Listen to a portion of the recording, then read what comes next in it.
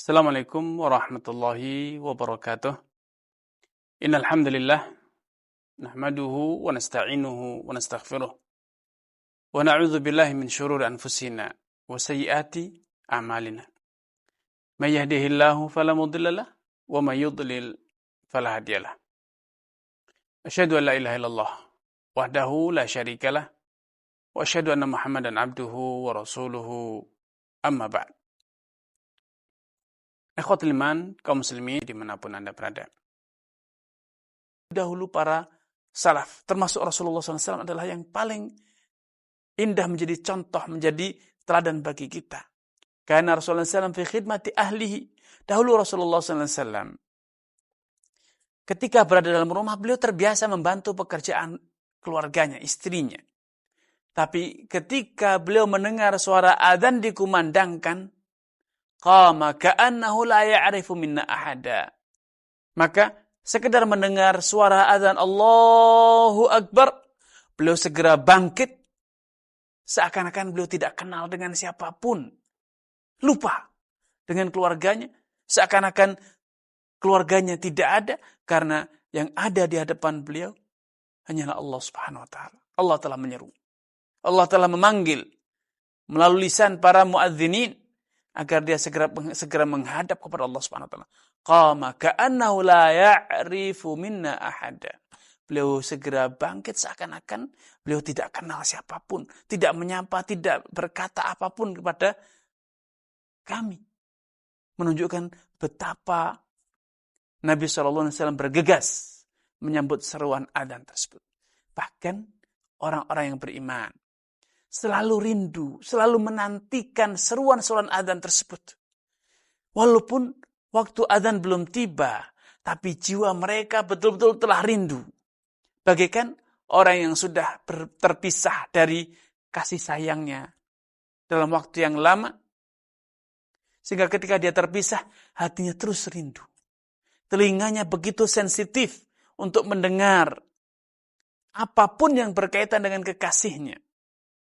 Memorinya, ingatannya begitu tajam sehingga apapun yang mengingatkan akan kenangan-kenangan indah bersama kekasihnya akan segera menjadikannya hanyut dalam lamunan, hanyut dalam memori indahnya.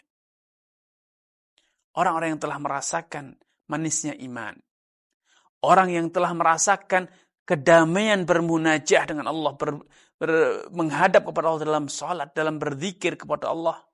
Orang yang telah merasakan indahnya, damainya jiwa mereka ketika menyebut Allahu Akbar. Sejuknya jiwa mereka ketika menyebut Subhanallah, La ilaha illallah.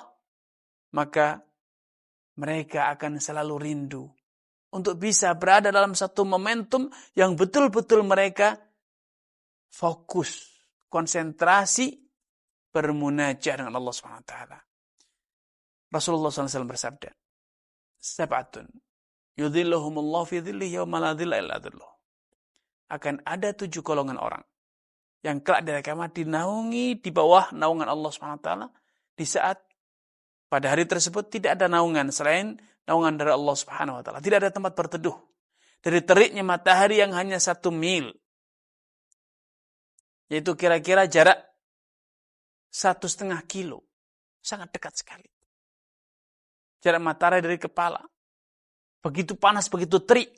Tidak ada tempat berteduh selain perlindungan Allah SWT. Dan salah satu dari ke-7 golongan yang akan Allah lindungi adalah orang-orang yang rajulun ta'allaqa qalbuhu bil masajid. Orang yang hatinya itu selalu rindu untuk bisa segera berjamaah di masjid.